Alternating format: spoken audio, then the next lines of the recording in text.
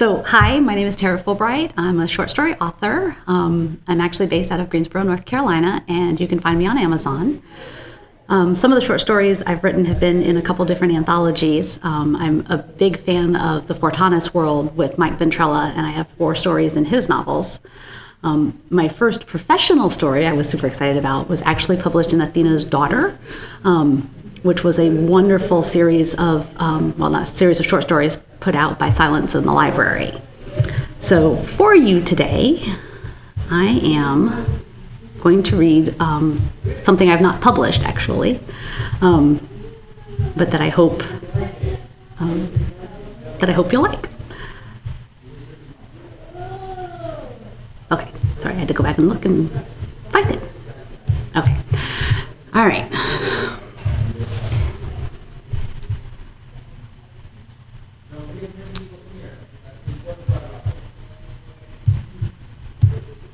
And as much as I hate to do it, and this is, yay, live.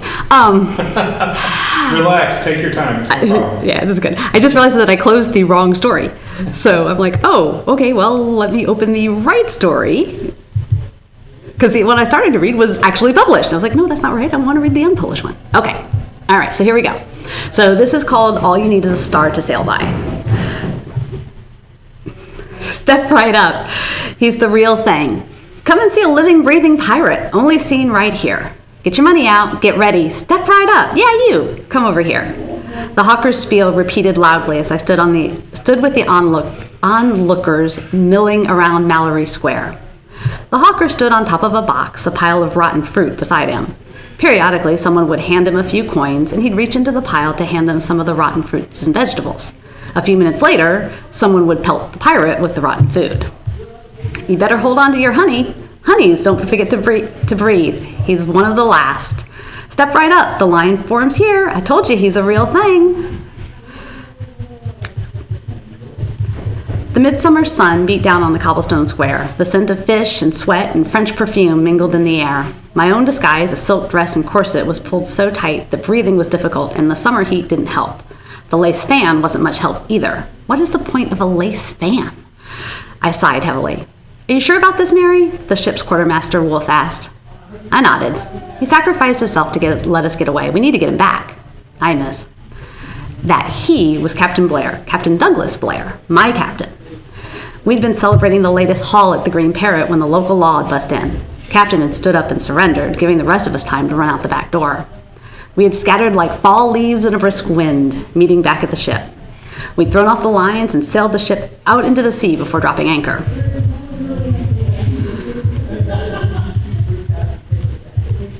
Wolf sent young Sam back to the rowboat to find out what he could. When young Sam returned, he told us that the captain was due to be hanged at sunset at the hanging tree. But first, they set him up in the pillories in the middle of the square so folks could see him. I didn't like it, but at least it made finding him easier. Figuring out how to get him was harder. Do you want to try to break him out of here? Wolf asked me. I shook my head. No, it's sunset when they release him in order to lead him to the hanging tree. There'll be a larger crowd then, and it'll be easier to get closer to him. I stood watching as the folks moved up the line. Staying behind it, I watched as the townfolk jeered and poked at the captain. He bore it all as stoically as he did anything. His black hair fell in slimy strings around his face, where someone had clearly dropped a chamber pot on him. His red captain's coat was covered in black and brown spots from the other trash stunk at him, but he didn't respond to any of it.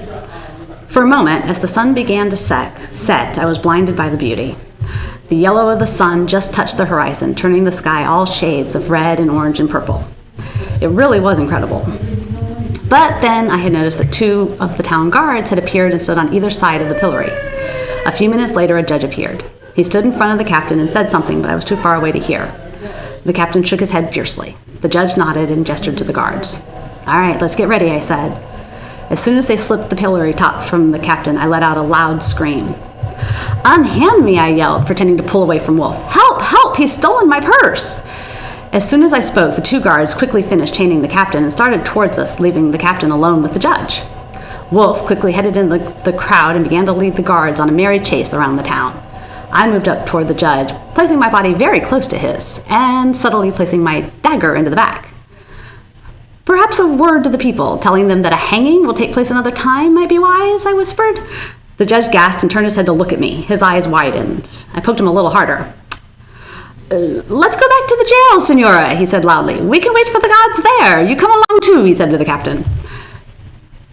The captain raised an eyebrow. And why should I do that, he asked. I leaned around from behind the judge so the captain could see who I was.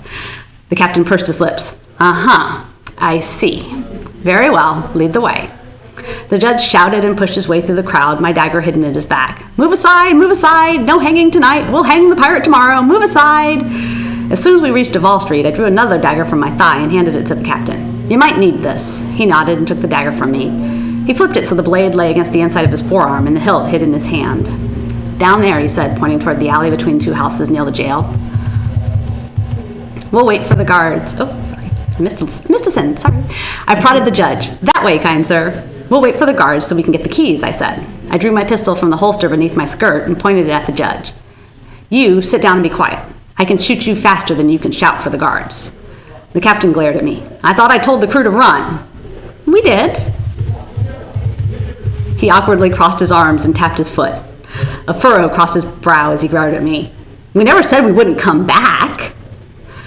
And how do you plan to get me out of this? He said, waggling his arms in the chains. A simple exchange. I glanced at the judge, who had been scooting further and further away from us as we spoke. Sit still. The man glared at me. You won't get away with this. Even if you're a wench, I'll hang you as much as I hang this pirate. I nodded. I'm sure you will, but I don't intend to be here. A few short minutes later, and we heard the guards returning, unhappily grumbling about losing the pickpocket. I grabbed the judge and yanked him to his feet. Captain, get behind me. And the captain moved to stand a few feet back as I placed the barrel of my pistol to the judge's side and forced him to step out of the alley. Senora, I'm sorry, the pickpocket got away, the first guard said as he saw us step out into the alley. That's okay, I got what I came for.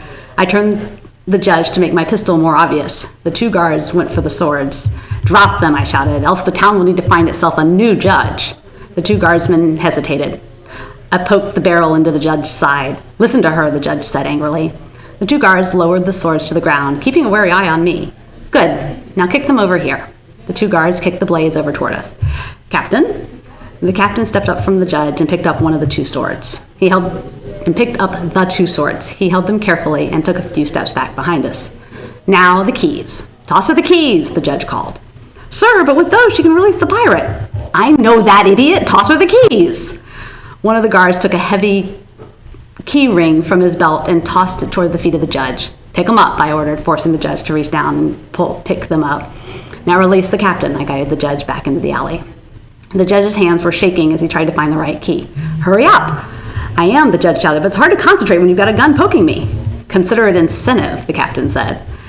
I glanced at the two guards who had moved to stand hesitantly at the mouth of the alley. Suddenly I heard a click and clatter as the chains released and fell to the ground. I'd say it's been a pleasure, but really it hasn't. The captain placed his arms on his hips and glared at the judge. Where are you going to go? The judge asked. The piers are blocked by our ships. Good point. Now what? The captain asked me. I grinned and guided the judge back to the guards. Now, run, I suggested as I pushed the judge toward the guards and took off running. The judge stumbled and fell. The guards rushed to help him up. After them! Get them! The judge shouted. Guards! Guards! The two guards took off after us. We started running through the streets of Key West. Do you know where you're going? The captain panted as we ran. I nodded. Yep, just keep up. I raised my skirt and put on a burst of speed. We sprinted down Front Street towards the south side of town. Stop, stop, shouted the guardsman from behind us. Really? They think we're going to stop? I said, gasping between breaths. The captain shrugged as he ran. Save your breath, Mary. As we sprinted down the street, townspeople moved quickly to the sides, ducking into shops or bars to avoid us or the guards. We reached Southern Street and I turned, leading us back into town and towards the crowded streets. Mary? The captain questioned as he recognized we were headed back into the residential area. We need to pick up Wolf, I said, as I ducked under a pair of men carrying some wood slats. The guards weren't quick enough to do the same and barreled into the workers. We could hear them cursing and shouting as they struggled to get up. As soon as we passed Duval Street, Wolf joined us. Captain? The bald German nodded his head in respect. Quartermaster? The captain returned the nod. I thought you were going to take the crew out to the sea. I did, sir, and yet here you are. Let's just say someone made a more persuasive argument. Besides, the ship was technically under my command while you were otherwise engaged. The captain glanced over at me and I shrugged. And where is my ship? In the water, where she belongs. And how are we going to get to her? Have you grown wings since I left you, Mary? I grinned as I slid to a stop outside a ramshackle building on the edge of town. Nope, just hit a boat. You what? I opened the door. Inside were a pair of oars. I pulled the set out and handed them to the captain. He traded the captive guardsman's swords. I left one in the shack, but held on to the other. Oars. He looked at them. Well, I didn't want the boat going anywhere. The wolf and captain each grabbed a pair of the oars while I tore the skirt from the dress. Better? Wolf asked, grinning at the sight of me in corsets and breeches. Much, and as soon as I get back aboard the ship and out of this damn corset, I'll be great. Now, come on. We continued running through the streets toward the beaches. Passing through the uninhabited area of the island, we made our way to the edge of the water. There, on the southwest side of the island, hidden amongst some low trees, was the boat. Clever girl, the captain smiled at me. We dragged it into the water and began to row. The stars were bright, the moon was full. It wasn't long before we could see the ship in the distance. As we approached, I shouted, "Ho, the ship! Mary, Wolf, did you get him?"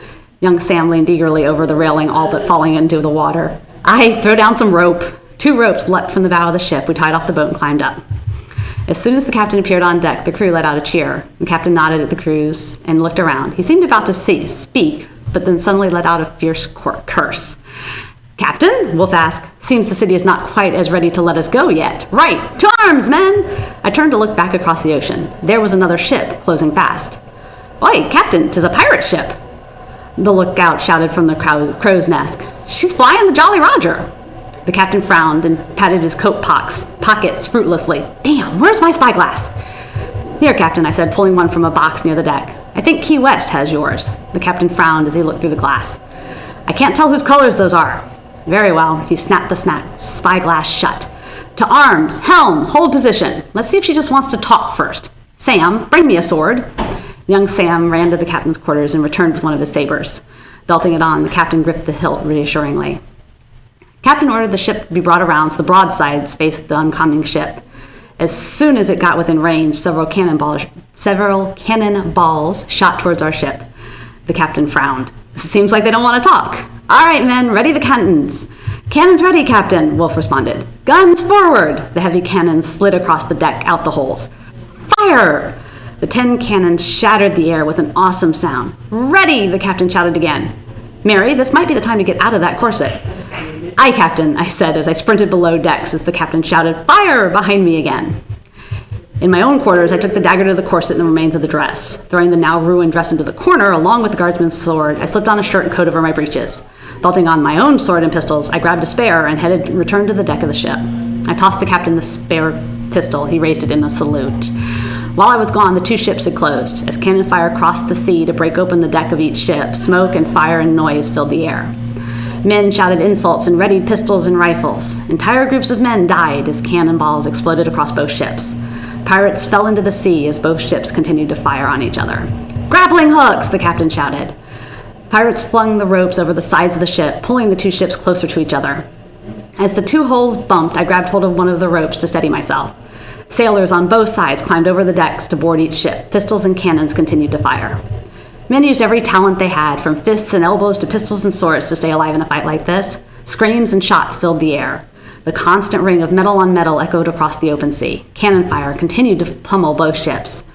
I noticed young Sam struggling to hold his own against a much bigger pirate. I ran over to the enemy, leaping and kicking him across the deck. "Sam, guns! You might need to be a little bigger before you take up the sword." I missed. The young pirate scrambled backwards toward the supplies. He began filling guns with shot and powder, handing or throwing them to our pirates as quickly as he could. I heard a scream and noticed that another pirate had slammed a belaying pin across Wolf's sword arm. But before I could move to assist, I noticed 2 pirates had teamed up on the captain. One faced him, waving his sword wildly, while the other stabbed him in the back. The captain fell. His sword flew from his hand, sliding across the deck at my feet. Time seemed to slow and stop. "You'll be damned if you give quarter," a voice seemed to shout across the waves. "Fight, Mary! Pick up the damn sword and fight!" I lifted the sword with the edge of my boat and kicked it in the air, catching it with my hands. Grabbing a pulley, I flew across the deck toward the men that laid low my captain. As I landed, I pulled my pistol, shooting one as I stormed across the deck. Throwing the spent pistol aside, I pulled my own dagger, attacking the remaining pirate with sword and dagger. I threw a punch with the pommel of my sword at the pirate. He swiped at me with his blade, but I ducked it. I stood back up into his own punch, my head flung back in pain. Rubbing my jaw, I raised up my sword and we continued the battle. Small fires burned across the ship, blood and water mixed across the deck. I locked blades with the pirate and threw a punch. While he reeled from the blow, I drew my sword across his midsection and pushed him to the deck. "Fight, you scurvy dogs!" I shouted. The crew turned to see me covered in the blood of the man I'd just killed and redoubled their efforts. "Don't give the damned puppies any quarter, Mary," the voice said to my side. I glanced to my side, and there stood Captain Blackbeard. Hair in disarray, pistols across his chest, smoking wicks twisted in his beard. I stared blankly for a moment until another man came barreling through the captain towards me. "Put up your sword, girl!" I quickly parried and fought off the pirate, my mind awhirl. "Good," the apparition said, crossing its arms as I got a particularly good stab in. "Finish him now." I dispatched the pirate and turned my eyes back to the ghost. "It's not about me, girl. Take care of your men." I blinked and turned back to the fight. The captain's men had rallied. With sudden efficiency, they were killing and finishing off the opposing pirates. "No quarter!" I shouted, turning my attention towards a remaining pirate. Shouts of "no quarter" echoed into the night. Our swords clashed and rang in the night air. The moon's reflection on the water shimmered and broke each time somebody fell into it. Soon the ship was empty of all but our men and the dead. I turned back to the captain and knelt down to close his eyes. I thought he was dead. Suddenly, his hand grabbed my wrist and he opened his eyes. "Captain!" I started to shout for help, but he squeezed my wrist so hard I looked down at him. "Nay, Mary, my time is done. Take the ship. You've earned her." I looked up to see Quartermaster Wolfe had come to stand beside me, his broken arm held loosely by his side. "But Captain," he shook his head. "All you need is a star to sail by." He coughed and sighed. His eyes closed, and I knew then that he's gone. "The captain's dead," the quartermaster said. He looked at me, all covered in blood and holding the captain's sword. "I stand for Mary Scarlet as captain." The other crew members began to shout, "Mary Scarlet! Mary Scarlet!" I took a breath and stood up. "All right, then let's seek some adventure." I raised the captain's, nay, my own sword, and the crew cheered. "To the captain!" That voice came back. "Aye, girl, you'll do. You'll do just fine." So 2 questions. Sure. Why Key West? Right. And where did you get your knowledge of naval battles from the era? So Key West is because it is one of my absolute favorite places to visit. My husband and I honeymooned in Key West. And Key West has 2 speeds, slow and stop. And it's just such a different place to be that I just loved it. And I just wanted, so many stories are set in the islands that I was like, you know what, I really want to do something a little different. And Key West was a haven for pirates for a number of years. And there's actually a really cool pirate museum down there that is super fun. And then to the naval battles, I can safely say a good part of that is guessing. The other part of that is, of all things, I also, for a long time, was a pirate reenactor. Okay. And one of the requirements for our little group of pirates was that you had to at least be able to talk somewhat knowledgeably about pirates, and that you also had to pick a pirate to kind of just know everything about. And my pirate was Grace O'Malley, who was actually an Irish pirate, who basically fought the English much more than she did anything else. But so I did a lot of research kind of on how her battles would have gone or how she would have fought. And then a lot of it is just pure guesswork. Fair enough. It just has to be convincing. Right? That's what I was hoping for. And how can people find you online? So you can find me at www.terafulbright.com. TERAFULBRIGHT. If you type in my name, you'll find me. I'm also on Amazon, and if you really, really have trouble finding my name, you can search for Con-Grugate, which is my the convention that I help run, and you can always reach me through there. All right, thank you. All right. Thank you.